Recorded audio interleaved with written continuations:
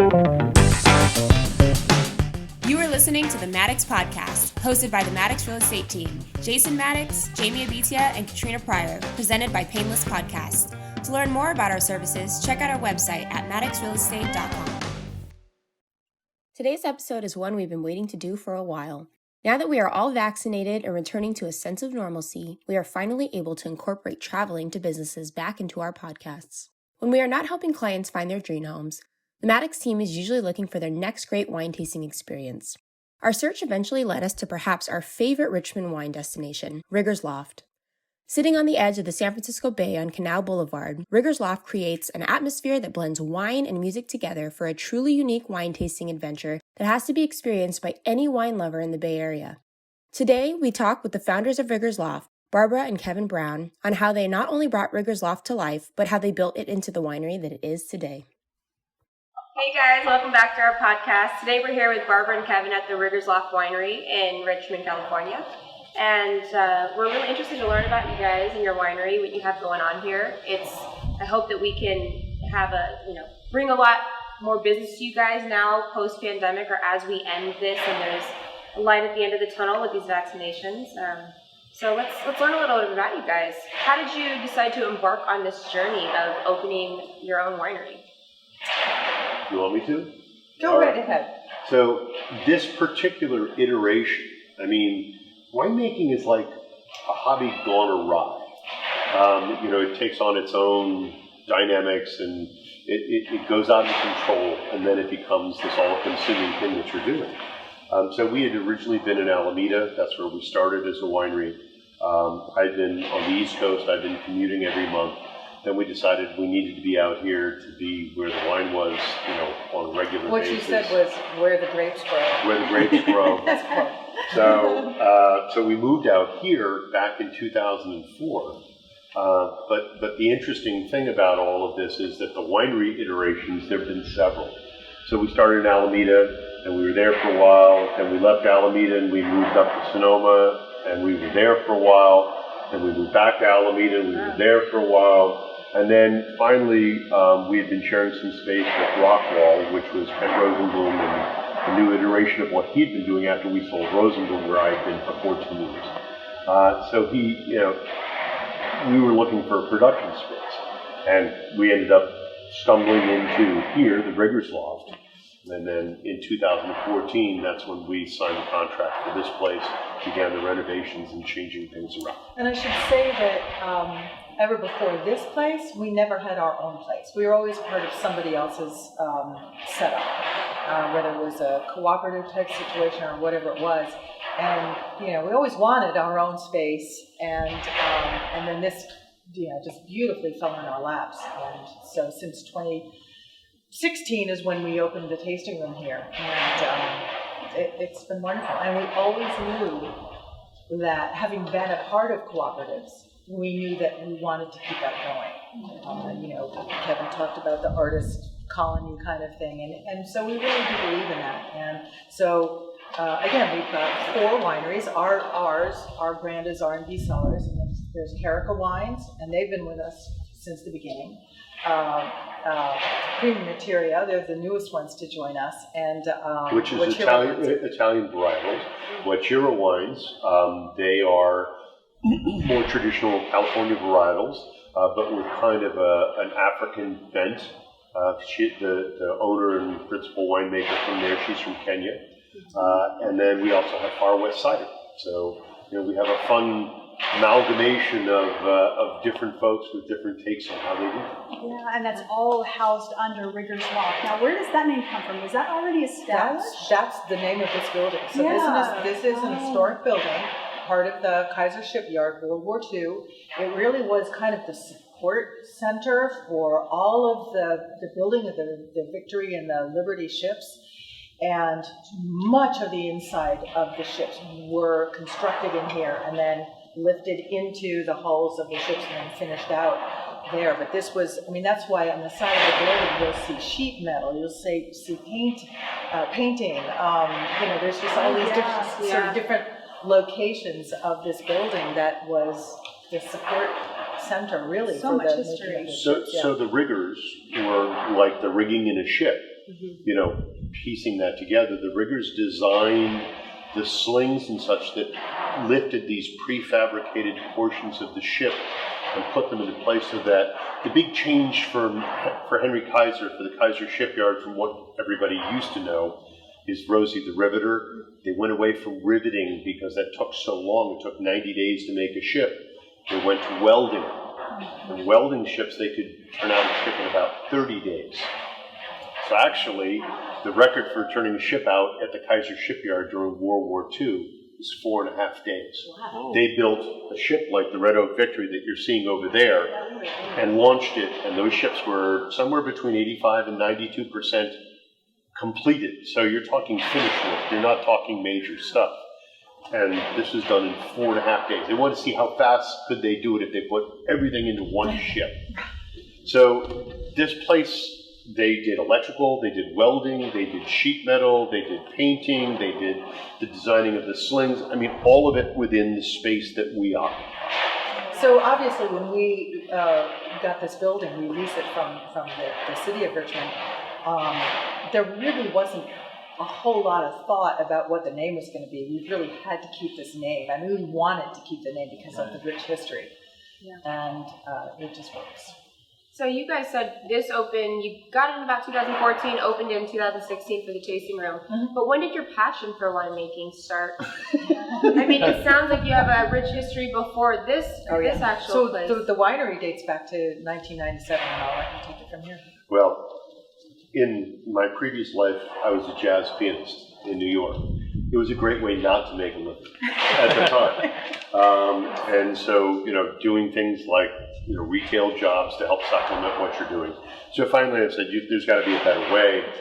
And so a friend of mine who was working for a wine wholesaler says, you've always loved wine, you're a great salesman, because I was selling hi-fi. None of you were old enough to know what hi-fi is, but that was stereo equipment back in the day. And so I was selling things like that, right? And so it was like, okay, I'll start selling wine. So I did that, and I was selling wine in New York to restaurants and to retail outlets. Then I ended up in the national department, going around and representing the wholesalers. Then I'm going internationally. Before I know it, I'm all over the world doing this stuff. And, everything goes out of control. It's like I said, it's kind of amoebic. It starts off as this little thing, and before you know it, it's taken over everything that you're doing.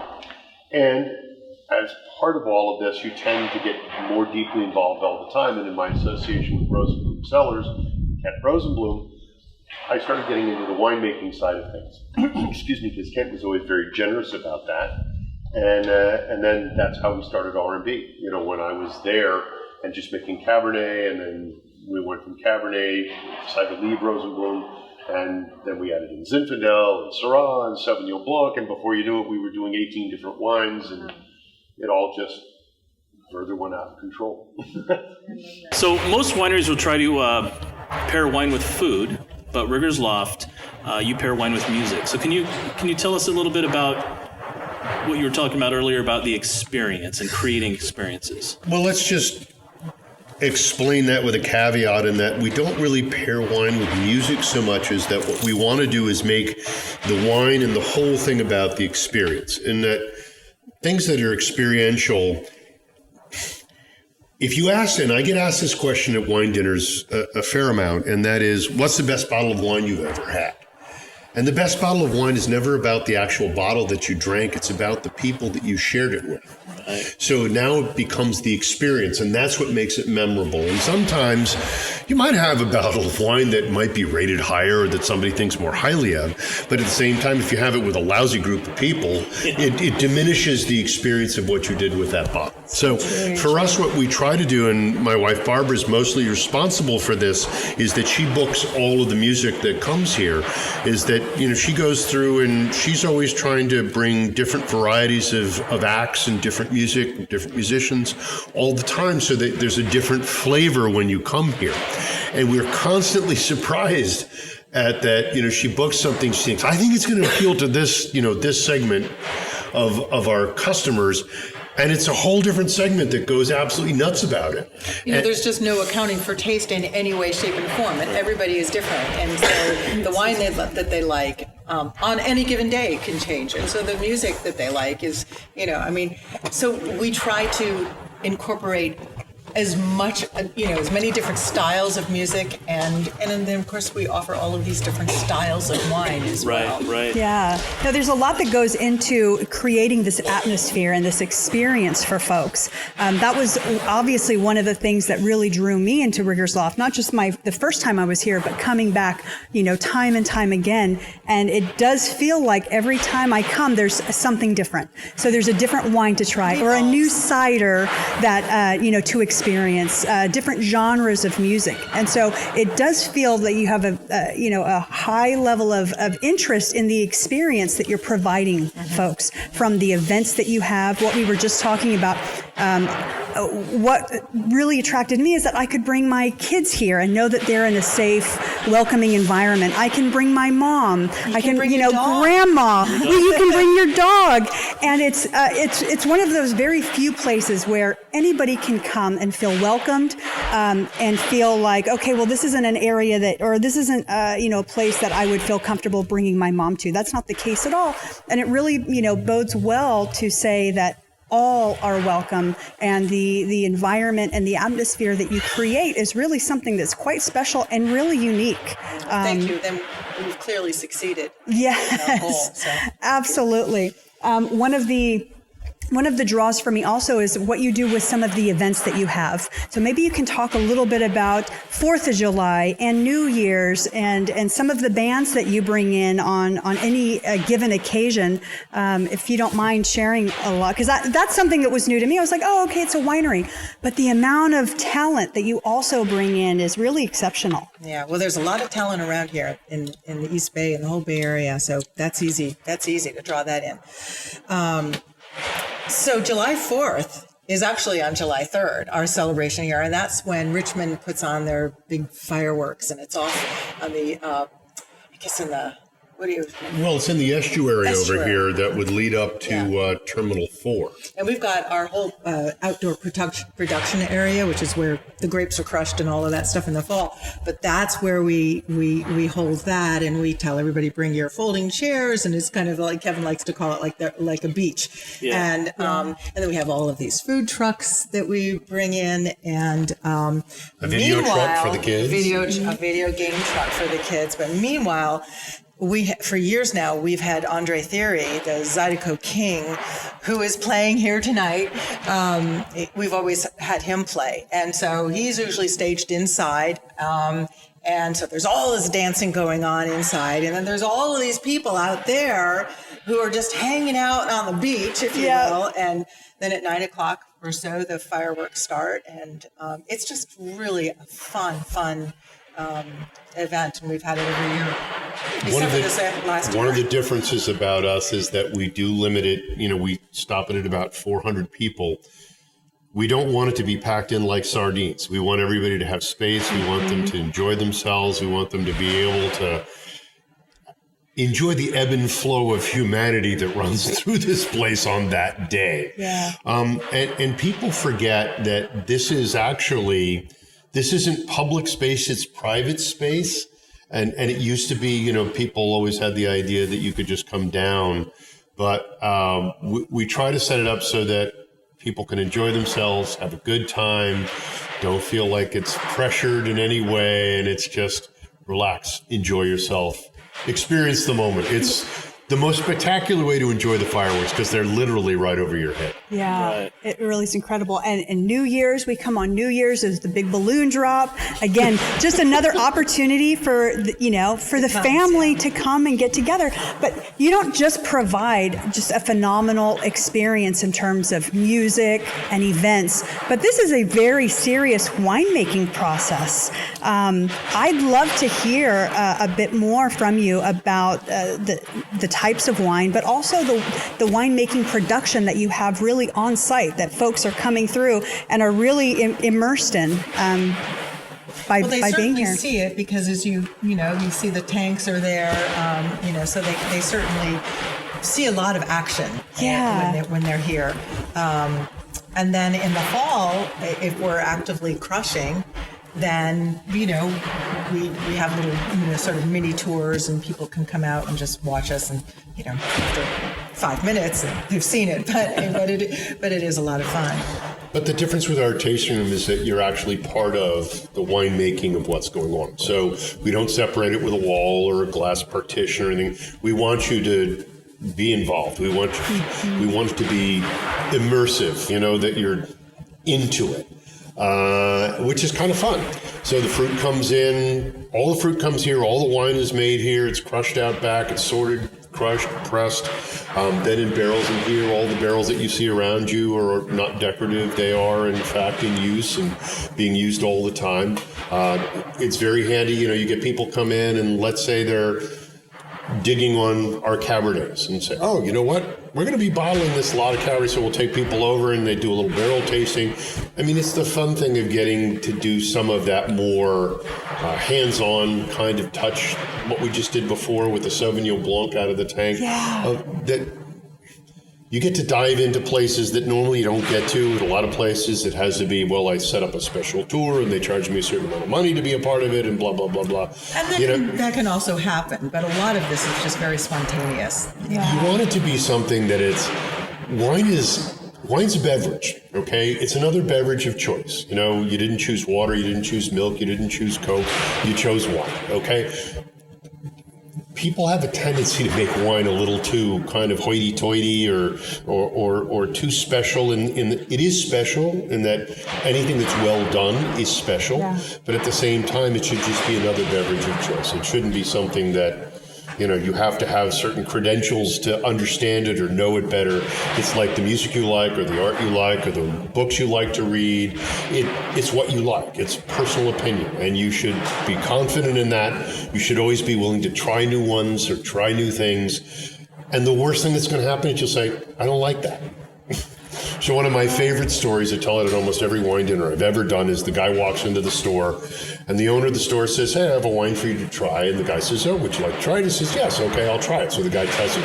Oh my God, that's awful. And the owner of the store says, wow, that's really weird. The wine advocate gave it 94 points.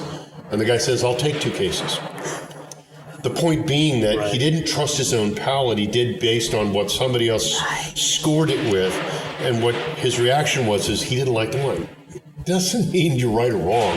What it means is for you, that wasn't a 94-point wine, and that's an okay response. Right. Just trust your palate, trust what you like, enjoy what you like. Exactly. We always say we like what we like. Yep. And sometimes you can take the labels off and you can take the points away, and we might like, this particular one over this. It doesn't have anything to do about the price of the bottle, who it's made, where it's made, what region it comes from, the temperature. We're just like, this is delicious, and we love it. And what I like about a lot of the folks that you have that work with you is I can come up to the bar and say, I want something a little fruit forward, not too dry. What do you have for me? And they will always, there's just exceptional opinions that they'll give, and I'll try a couple, and they're always spot on. They can just hear kind of. We've got a great tasting fruit. They're wonderful. They're wonderful. I don't know what I'm talking about. I just, like I said, I like what I like, and I can kind of describe it, and they'll nail it every time when they pour me something. I'm like, I love it. Fill her up. But that's the important part is you like what you like, and that's all you have to be confident in. And if you don't like something, don't worry. Don't feel any discomfort in saying, nope, that's not for me. Yeah. Just mean that particular And it's just a great not for me. atmosphere to feel like you don't have to be, you don't have to come in, dressed in your nines. I can come in jeans and come in here and just have a really amazing experience. I'd love to hear about the cider, how you're affiliated with R&B Cellars, and I know that there's a couple other wines that you also have that you're partnering with here. We'd love to hear about that as well. Well, we are R&B Cellars, so that we're the owners and winemakers of R&B Cellars. So that is our brand. Okay. In addition to Riggers Loft, the overarching facility. Exactly. Far West Cider has been with us. Adam Cinciola is the cider maker, and he's been with us almost since the beginning. And he gets all of his apples from a family farm down in, I always forget, Great. So Now you put me it's on. down south somewhere. And I blow it. Anyway. They're Central Coast. Central they're Coast, and delicious. and it's apparently been in the family for generations. 4 now. generations. Yeah, yeah. wow. So now I think he's really the first one who has now said, okay, I'm going to make cider. Well, he's the first to do the cider. Yeah, exactly. And he's really super creative. Came out with, from the get-go, came out with about 3 or 4 standard ciders that he's kept going because they're just so popular.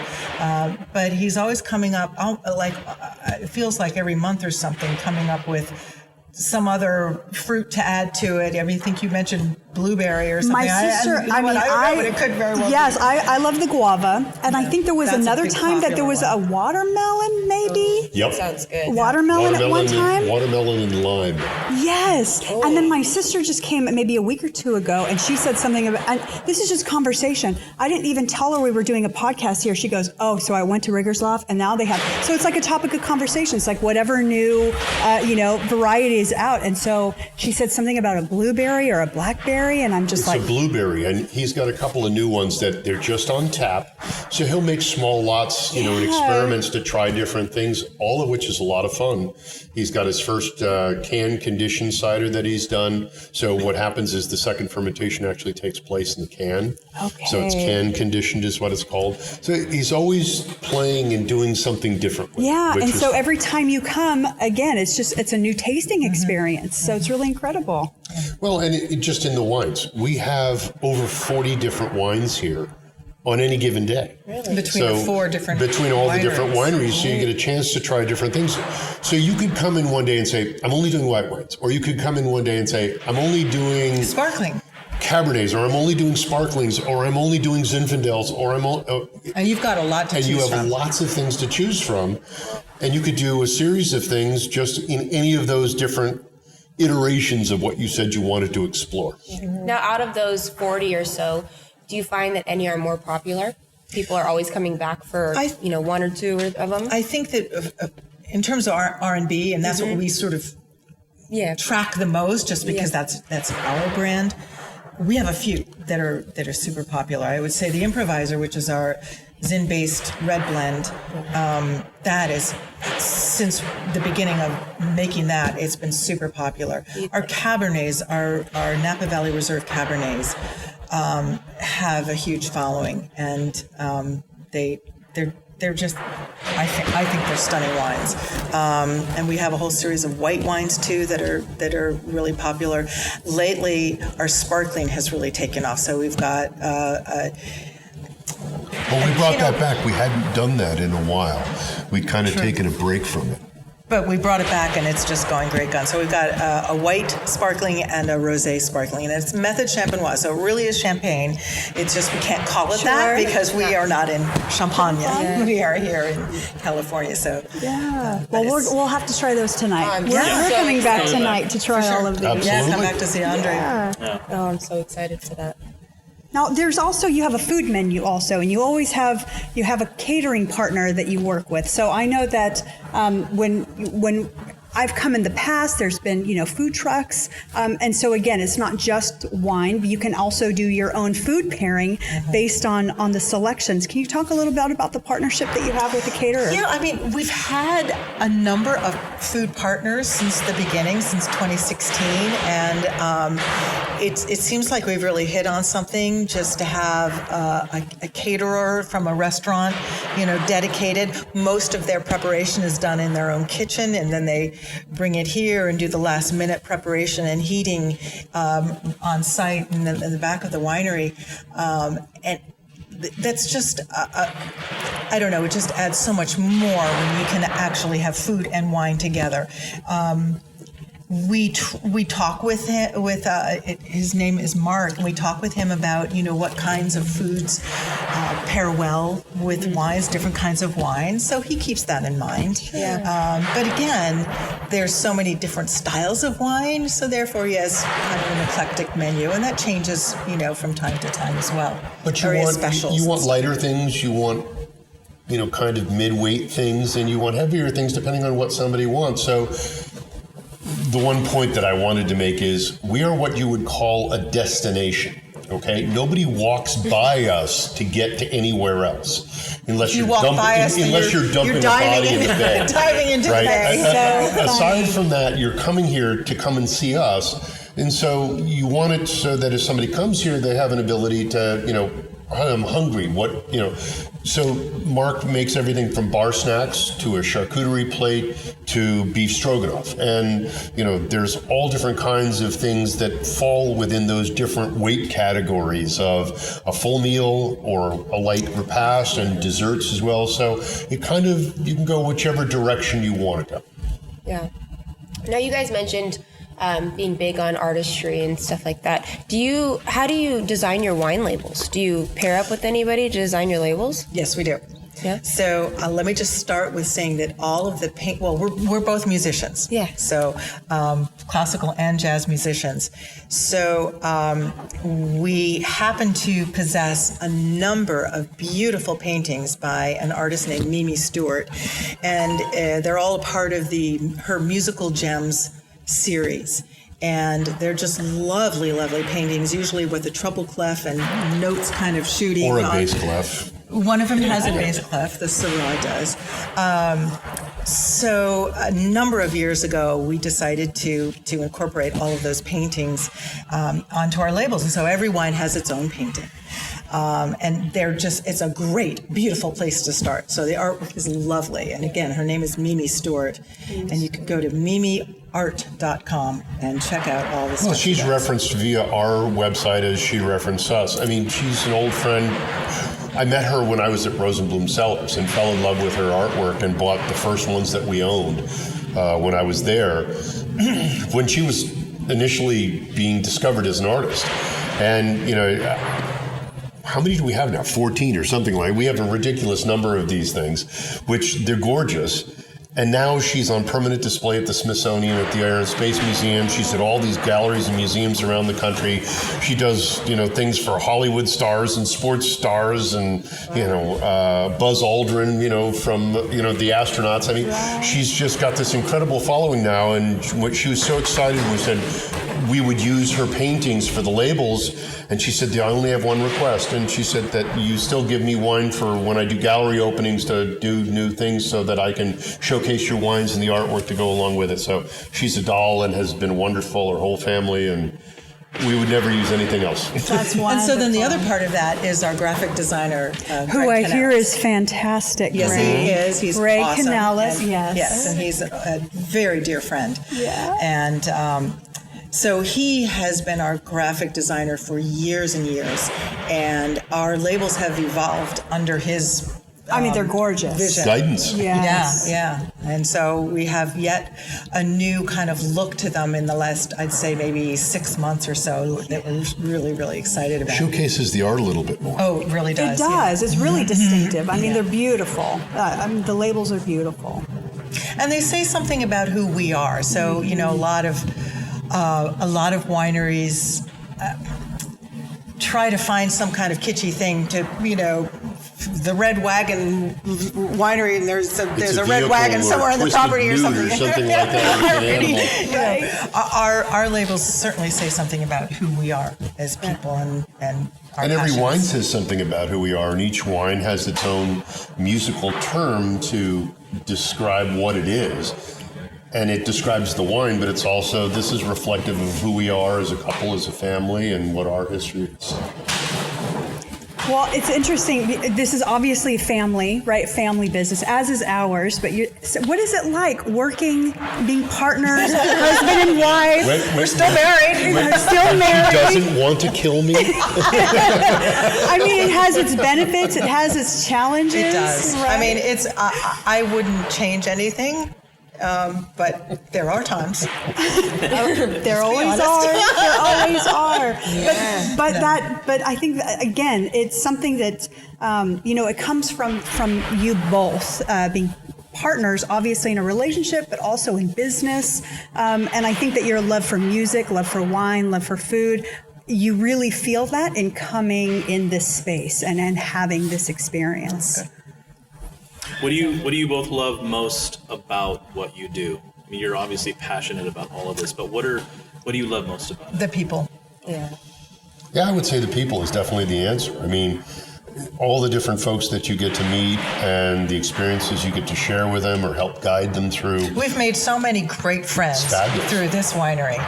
That's awesome. Yeah, it's the people. I'm sure you get to see a lot. You were just mentioning getting to see somebody turn 100 and have their 100th birthday here, right? Yeah, this is a wine club member, her mom, and they brought her here a couple of times, and what a sweet lady, and just so much fun to visit with. And she ended up having her 100th birthday, and they came down to be part of the celebration of her doing that.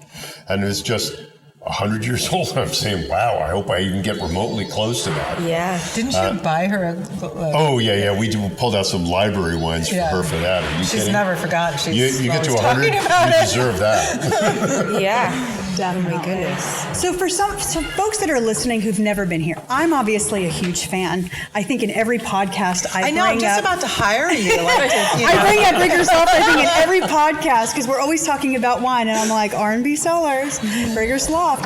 What would you like to project? What would you want to tell somebody or share with somebody about this place to welcome them to come for their experience here? This is all about the experience. And you get to kind of craft it the way you want it to be. I mean, if you looked at pre-COVID, you could come and just listen to the music. You could come and watch the Ospreys.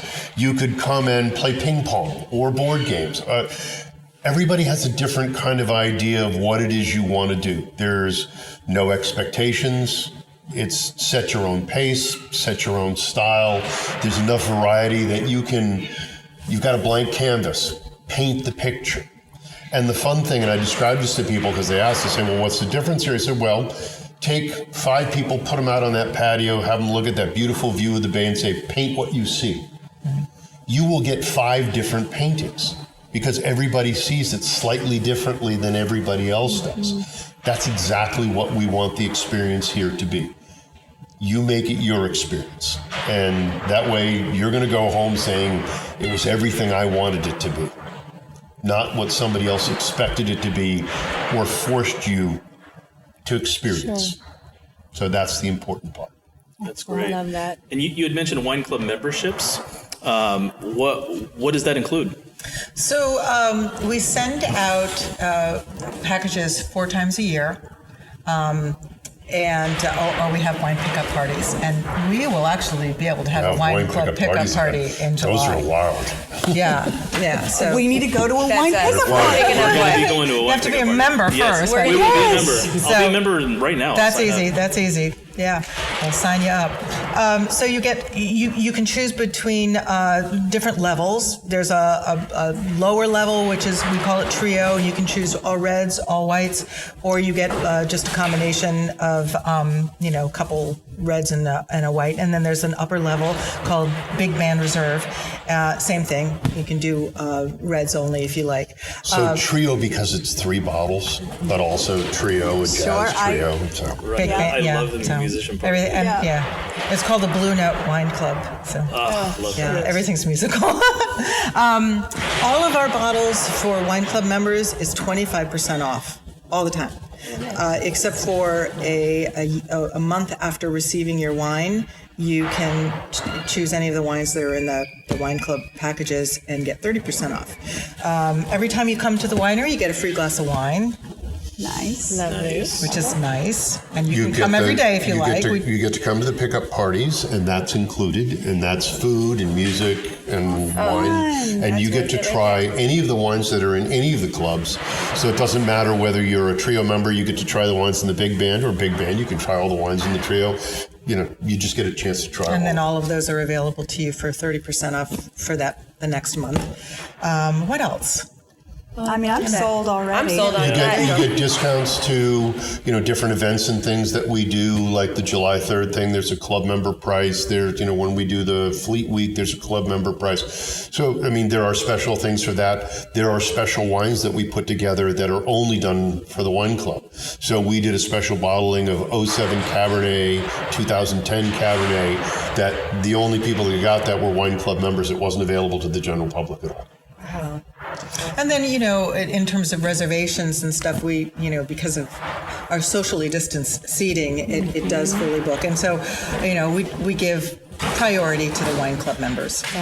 And then what are your normal hours of operation, or at least right now, what are your hours? Right now, so it's Thursday 4 to 7, Friday 4 to 8, Saturday 1 to 8, and Sunday 1 to 7.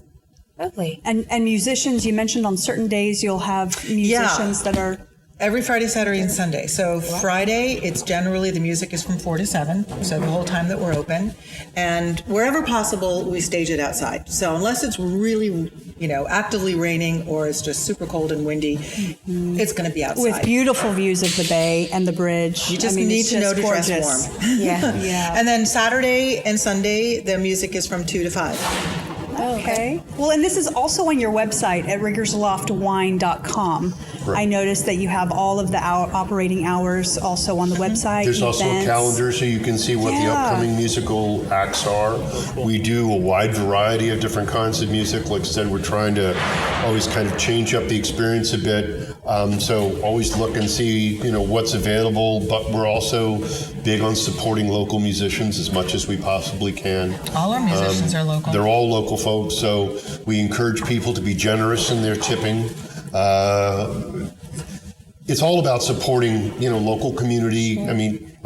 Community is community, whether it's within how far you can throw a baseball to, a city limits to a state or whatever. It's the community, and you want to support and try and make sure that everybody does okay, especially in the weird times of now. Absolutely. So the best way to make a reservation is to do an advanced reservation, because we often book out ahead of time, and that's to info@rbcellars.com. That's the best way to do it. And excellent. We'll remember that. Well, we would like to thank you so much for taking the time out of your busy schedule to meet with us. This has been fantastic. It's been our pleasure. We absolutely love Thank it. you. This is going to be in my new home, so You'll be seeing a lot of us. a lot. Wonderful. Thank you so much. It's You're been very a welcome. pleasure. You're welcome. Can't wait to come back tonight. Yeah, we'll be here. exactly.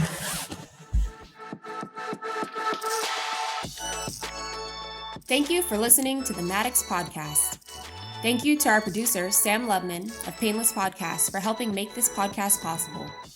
We started this podcast so we could share our real estate insights, as well as provide our listeners with a chance to get to know the MADDOX team.